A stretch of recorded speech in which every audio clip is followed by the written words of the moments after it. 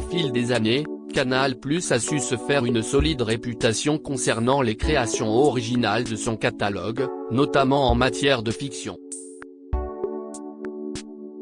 Toujours enrichi de nouveautés, Télé Loisirs a concocté un top des meilleures séries originales à découvrir sur la plateforme MyCanal en juin 2023. En ayant accès à la plateforme de streaming à la demande de la chaîne Canal+, MyCanal, vous pouvez choisir quel programme regarder, où vous le voulez, et surtout quand vous le voulez. Cinéma, documentaires, séries. La programmation est large, mais il n'est pas toujours aisé de s'y retrouver, bien que certains programmes se détachent dans le top MyCanal.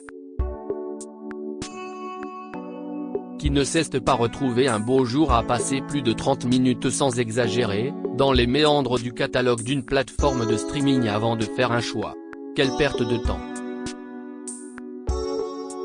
Avec son accord avec Apple TV+, Canal+ propose désormais encore plus de séries avec les nombreuses productions originales de qualité de la plateforme à la pomme comme The Morning Show, Ted Lasso, For All Mankind ou encore la série The Crowded Room avec Tom Holland.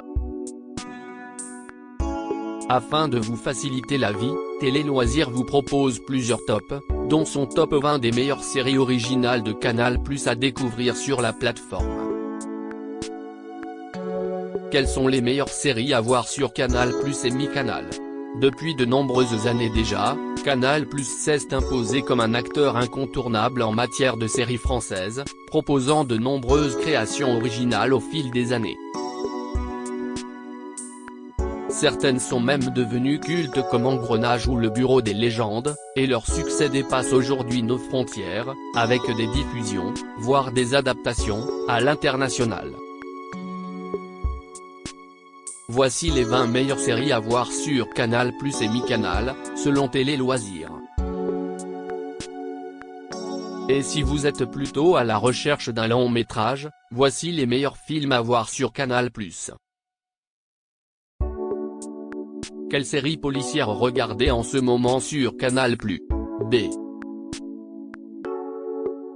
R.I, direction le quotidien difficile de la brigade d'intervention. Chef de la brigade de recherche et d'intervention de Versailles, Patrick, Bruno Todechini, passe la main à Saïd, Sofiane Kam, son ex-compagnon d'armes lors de l'intervention au Bataclan.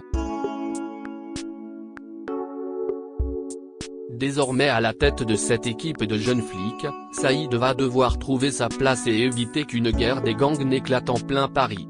Ultra documentée et proche du réel, cette série signée Jérémy Guez est à la fois efficace, âpre et prenante. La petite dernière du catalogue de création originale Canal+, série prometteuse qui marche dans les traces de son aîné, Engrenage. B.R.I Canal+. Regardez sur Canal+. Allez sur la plateforme de Canal+. The English, Emily Blunt au Far West. Si est-il l'une des séries les plus récentes de Canal+, en mars et avril, la chaîne diffusait sa création originale The English, qui nous emmène directement au Far West. On y suit Cornelia Locke, une Anglaise qui arrive dans l'Ouest sauvage dans le but de se venger. Elle pense pouvoir enfin oublier ses souffrances en punissant l'homme qu'elle croit responsable de la mort de son fils. Sa rencontre avec Eli Whip va changer sa perception des choses. Composée de 6 épisodes, la série avec Emily Blunt et Shaskey Spencer n'a pas manqué de faire craquer les internautes. The English Canal+. Regardez sur Canal+. Allez sur la plateforme de Canal+. Paris Police 1900 et Paris Police 1905, une série sombre sur une époque méconnue. Attention, cette œuvre foisonnante peut désarçonner mais son sujet et son propos sont fascinants. 1899, la République est au bord de l'explosion, prise en étau entre les ligues nationalistes et antisémites et la menace anarchiste. Le cadavre d'une inconnue retrouvée dans la Seine va propulser un jeune inspecteur ambitieux au cœur d'une enquête criminelle qui révélera un lourd secret d'État. source d'une étonnante richesse sur une époque que l'on connaît peu et que l'on idéalise trop souvent. Paris Police 1900 est une série qui pousse ses spectateurs à s'interroger, à se questionner sur notre société actuelle. Si est-il le cas également avec la deuxième salve, intitulée Paris Police 1905, qui propose une toute nouvelle enquête et continue de mêler figures historiques et fiction. Si vous voulez en découvrir plus sur la série, plongez dans les coulisses avec ce format inédit réalisé par Télé Loisirs, à retrouver en cliquant ici. Paris Police 1900 Canal+. Regardez sur Canal+, allez sur la plateforme de Canal+.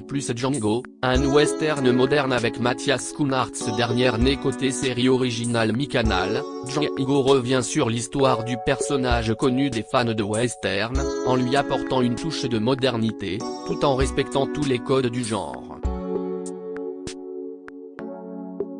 Mathias Schoenaerts incarne le héros de cette fiction qui se déroule dans le Far West, dont les années 1860 et 1870. Toujours hanté par les meurtres des membres de sa famille, Django n'a qu'un espoir, retrouver sa fille qu'il pense avoir échappé à la mort. Quand il retrouve sa trace dans une ville refuge où se rassemblent ceux que la société a rejetés, il tente le tout pour la protéger. Une belle réussite. Django. Canal+. Regardez sur Canal+, allez sur la plateforme de Canal+. La nuit où Laurier Gaudreau s'est réveillé, la série thriller de Xavier Dolan. Après avoir mis en scène 8 films et fait de nombreuses apparitions sur le petit et le grand écran, Xavier Dolan a proposé aux téléspectateurs de Canal+ sa première série, La nuit où Laurier Gaudreau s'est réveillé. Le Canadien a écrit, réalisé et joue même dans cette production adaptée de la pièce du même nom de Michel-Marc Bouchard. L'histoire est centrée sur Mireille, son frère Julien et Laurier Gaudreau, leur meilleur ami. 28 ans après un événement traumatisant, la vie des personnages va être de nouveau bouleversée. Très bien reçu par la presse et le public, La nuit où Laurier Gaudreau s'est réveillé est un thriller efficace et magistral, où l'amitié et les secrets s'entremêlent pour nous scotcher. La nuit où Laurier Gaudreau s'est réveillé. Canal+. Regardez sur Canal+, allez sur la plateforme de Canal+. Baron Noir, Kad Merad en homme politique véreuse. Assez rares sont les fictions politiques en France. Des années après Les Hommes de l'Ombre, Baron Noir propose une visite des méandres de campagne électorale aux côtés de Philippe Ricoeur, interprété avec conviction par Kad Merad. Elle décrypte l'épopée politique et judiciaire de ce député maire du Nord, porté par une irrépressible soif de revanche sociale. Lors de l'entre-deux tours des élections présidentielles, il voit son avenir politique s'effondrer lorsque son mentor, le candidat de gauche, le sacrifie pour sauver son élection. Pour raconter les coulisses, les manipulations, les coups bas, et les victoires, vous retrouverez aussi des acteurs comme Anna Mouglali, Hugo Becker, François Morel ou encore Pascal Elbé. Et même si vous n'avez pas d'appétence particulière pour la politique, tentez l'aventure car les intrigues sont diablement bien menées. Toujours en se demandant si la fiction dépasse ou non la réalité. Versailles, du costume, du décor et un scénario flamboyant. En 1667, Louis XIV a 28 ans et est loin d'être le roi Soleil qui s'est imposé dans les livres d'histoire. Traumatisé par la Fronde et la rébellion des nobles, encore jeune et empli de doutes, comment peut-il s'imposer et régner pour de bon ? À Versailles, qui n'est alors que le pavillon de chasse de son père où il aime séjourner, Louis a soudain la vision d'un palais qui serait le centre de son royaume, avec une cour qui lui serait complètement soumise. Très esthétique, la création de Canal+ est aussi très moderne et rock'n'roll. Centré sur la relation entre Louis XIV et son frère Philippe d'Orléans, surnommé Monsieur, joué respectivement par Georges Bladin et Alexander Vleios, Versailles est une grande série épique totalement éblouissante. Le Bureau des légendes, une immense série totalement attrayante sur les agents secrets. Elle est probablement la création originale de la chaîne cryptée à avoir largement été plébiscitée par les critiques et le public. En France, mais même au-delà, recevant des retours très positifs de nombreux pays étrangers. Aux États-Unis notamment, le Bureau des légendes suit des agents clandestins qui, pour le compte du BDL, un département au sein de la Direction générale de la sécurité extérieure, ont pour mission de repérer les personnes susceptibles d'être recrutées comme source de renseignement. Guillaume de Bailly, alias Malotru, revient d'une mission clandestine de 6 années en Syrie, mais il ne s'est pas complètement séparé de sa fausse identité et commence alors un dangereux double jeu. Avec son casting 3 étoiles, Mathieu Kassovitz, Jean-Pierre Daroussin, Léa Drucker, Sarah Giraudot etc. Et le formidable jeu de ses acteurs, sa maîtrise du sujet, sa réalisation captivante. Le Bureau des légendes s'inscrit déjà dans l'histoire du petit écran. Hippocrate, une plongée fascinante, angoissante et passionnante dans le quotidien de l'hôpital français. Alison, Alice Belaïdi, Chloé, Louise Bourgoin, Hugo, Zachary Chasserio, et Arbin, Karim Leclou, sont internes dans un hôpital public situé en périphérie parisienne. Ensemble, ils vont devoir gérer les malades et faire face au manque de moyens de toute une institution. Avec cette fiction, le réalisateur Thomas Lilti a choisi d'ancrer sa fiction dans le social, l'humain et le politique. La réalité du milieu hospitalier français y est décrite sans phare, allant parfois même jusqu'à inquiéter le téléspectateur pour sa propre santé. Les 4 acteurs principaux de la série forment à l'écran une équipe convaincante, aussi crédible que soudée. Et surtout très attachante. Hippocrate offre au final une plongée fascinante et passionnante dans le quotidien, pas toujours évident, de ces héros en blouse blanche. Un véritable coup de cœur. Les Revenants, un mystère intrigant et fantastique qui fascine. Dans une petite ville de montagne, plusieurs personnes totalement désorientées, d'âge et de milieux différents, cherchent à rentrer chez elles. Le problème ?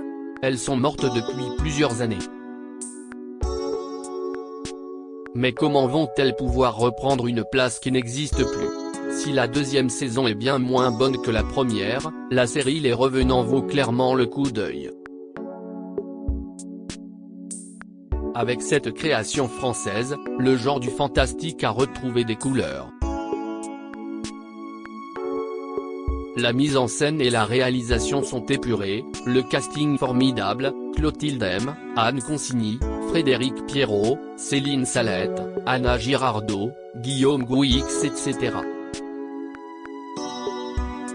Bref, si les atmosphères étranges ne vous font pas peur, n'hésitez plus.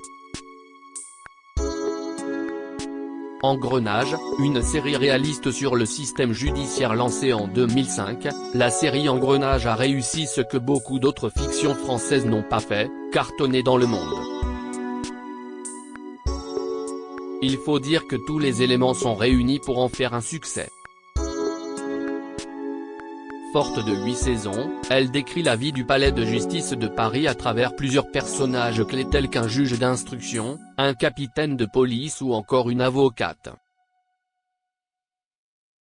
Souvent applaudi pour son réalisme, Engrenage peut aussi compter sur un casting 4 étoiles, de Caroline Proust à Thierry Godard en passant par Grégory Fitoussi et Audrey Fleurot. On ne se lasse pas de voir ces épisodes addictifs. Ovnies, drôle, original et décalé. Voilà la série française sur les aliens que l'on attendait. La nouvelle création originale de la chaîne cryptée est une comédie déjantée et nostalgique sur les phénomènes paranormaux. 1978. Didier Mathur, brillant ingénieur spatial, voit son rêve partir en fumée lorsque sa fusée explose au décollage. Alors qu'il pensait avoir touché le fond, il est muté à la tête d'un bureau d'enquête spécialisé sur les ovnis, géré par une équipe qui donne effectivement l'impression de vivre sur une autre planète.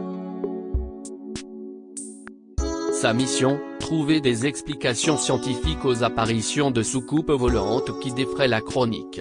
Cette fiction singulière, charmante, décalée, inventive et très drôle offre un point de vue d'une grande tendresse sur ses personnages, appelant à réfléchir sur le petit et l'infiniment grand. Mené par Melville Poupeau, le casting est extraordinaire et fort touchant. Validé, Franck Gastambide signe une série passionnante sur le rap made in France avec Validé. Franck Gastambide nous plonge dans l'univers impitoyable du rap. Le cinéaste nous propose une série réaliste et captivante portée par un jeune rappeur au talent fou, Clément Attic. La tension dramatique et les nombreux rebondissements de la série ont suffi à nous tenir en haleine et à nous faire découvrir l'univers pas très tendre de la musique urbaine. Tout commence quand Clément Apache, jeune prodige du rap, est propulsé sur le devant de la scène après son passage dans l'émission Planète Rap. Un succès qui ne va pas du tout plaire à son modèle, Mastar, une star du rap comptant déjà 12 albums à son actif et qui voit d'un très mauvais œil l'arrivée du petit nouveau. Entre les deux, la guerre va bientôt éclater. La vraie force de la série, si est que ses interprètes principaux sont aussi de vrais rappeurs. The Young Pop, Jude Law est resplendissant dans cette série signée Paolo Sorrentino. La fiction raconte l'histoire de l'ascension de P13, né Lenny Belardo, le premier pape italo-américain de l'histoire. Cet homme au pouvoir immense est doté d'une personnalité complexe et contradictoire. Figure énigmatique, jusqu'à sa foi vacillante, Lenny Belardo est à l'image de la série modelée par le cinéaste Paolo Sorrentino, singulière, déroutante et éclatante de beauté, comme le visage de Jude Law, l'acteur principal, constamment couronné d'un halo de lumière. The Young Pop est une invitation au voyage superbement filmé. Il bénéficie de dialogues acérés, et est parfaitement incarné. Pour compléter le tout, le casting prestigieux, Jude Law, Diane Keaton, John Cromwell, Cécile de France, Ludivine Sagnier. La série a eu une saison 2, The New Pop, portée par John Malkovich. La Flamme, la parodie hilarante de Jonathan Cohen. La Flamme parodie l'émission de télé-réalité Bachelor, le gentleman célibataire. Autour de lui, 13 prétendantes vont tout tenter pour le séduire et surtout, allumer la flamme de son cœur. Imaginée par Jonathan Cohen, La Flamme est une adaptation de la web-série américaine Burning Love. On y découvre donc Marc, pilote de ligne sûr de lui, et pas vraiment à raison, vu son chi limité, qui tente de trouver la femme de sa vie parmi une brochette de candidates toutes plus délurées les unes que les autres. Le casting féminin est impeccable, Angèle, Leila Bekti, Camille Chamou, Florence Foresti, Géraldine Nakache, Doria Tillier, et l'absurdité du projet rendent cette parodie drôle et irrésistible. N'hésitez pas à enchaîner avec le flambeau, la suite encore plus délirante. Coles, ouvrez grand vos oreilles, cette série sonore est unique en son genre. Coles pourrait plus être qualifié de podcast que de série. Car oui, ce projet est uniquement sonore. Chaque épisode d'une dizaine de minutes environ raconte une histoire à l'aide de dialogues, de sons et de bruitages, sans aucune image. Voilà qui devrait en dérouter plus d'un, mais le résultat de cette fiction osée est totalement réussi. Laissez-vous porter par votre propre imagination, qui vous laissera à la fois libre, et créateur de vos propres images mentales. Mais aussi qui vous donnera, grâce à sa bande sonore, suffisamment d'éléments pour plonger dans cette atmosphère avec précision. Les plus attentifs reconnaîtront les voix entre autres de Jérémy Renier, Marina Foïs, Mathieu Kassovitz, Charlotte Lebon, Gaspard Ulliel, Camille Cotin ou encore Sarah Forestier. Platane, la comédie pleine d'autodérision d'Éric Judor avant d'officier sur Disney+ avec Weekend Family. Éric Judor a régalé ses fans sur Canal+ avec la série Platane, composée de 3 saisons. Une fiction où l'acteur fait preuve d'une grande autodérision puisqu'il y incarne son propre rôle.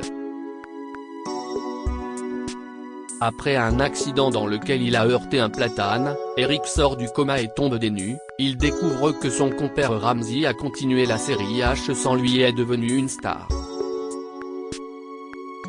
Éric se lance donc dans un défi fou pour prouver qu'il peut être plus qu'un simple acteur qui fait rire. Hard, quand une série française s'immisce dans le porno à la mort de son mari, une mère de famille bourgeoise découvre que celui-ci dirigeait une entreprise spécialisée dans le porno. Elle décide alors de prendre la relève et d'en assurer la direction. Bien qu'horrifiée par cet univers, Sophie s'éprend de Roy à la poutre, une star du X. Va-t-elle tenter cette histoire impossible ? Heureusement, ses copines s'en mêlent. Et là, ça devient franchement pire. Un peu cocasse, osée et décalée, cette série courte se regarde d'une traite. Les acteurs sont bons, les personnages attachants, et le ton bien trouvé. Une belle série française. Working Girls, un portrait hilarant de femmes dans le milieu de l'entreprise dans une petite entreprise. Karine, directrice du service commercial, passe son temps à tyranniser ses employés, et plus particulièrement son assistante, Nathalie, de retour au bureau après un nouveau congé parental. De la DRH méga nymphomane, à la cadre supra-psychorigide, en passant par la mère de famille suffocant entre son job et ses mômes, les deux standardistes qui font siffler quand on leur souffle dans le nez et la chef du marketing qui déprime même son psy. Working Girls brosse le portrait de femmes dans le monde de l'entreprise avec beaucoup d'humour et d'autodérision. En plus d'avoir lancé des actrices désormais bien connues du grand public, Laurence Arnay, Alice Belaïdi, Blanche Gardin, Vanessa David. Guyane, un séjour dans la forêt amazonienne dont vous ne sortirez pas indemne. La série raconte l'histoire de Vincent Augier, un étudiant parisien en géologie. Il est menacé d'être exclu de la prestigieuse école des mines. Seul un stage concluant, effectué en Guyane, pourrait encore sauver son avenir. Sur place, il découvre l'univers souvent impitoyable des orpailleurs. Il va alors tenter de trouver peu à peu sa place dans un milieu de prime abord particulièrement hostile. Canal+ s'attaque au grand récit d'aventure avec cette production épique par excellence. Les images de Guyane sont dépaysantes à souhait, totalement splendides et les acteurs du projet, Mathieu Spinozzi, Olivier Rabourdin, Flora Bonfanti, Anne Suarez, particulièrement inspirés. La réalisation se révèle particulièrement léchée et permet donc aux téléspectateurs de ressentir la moiteur de la jungle et de sentir le danger de la forêt amazonienne. Des séries originales à découvrir en intégralité sur Canal+.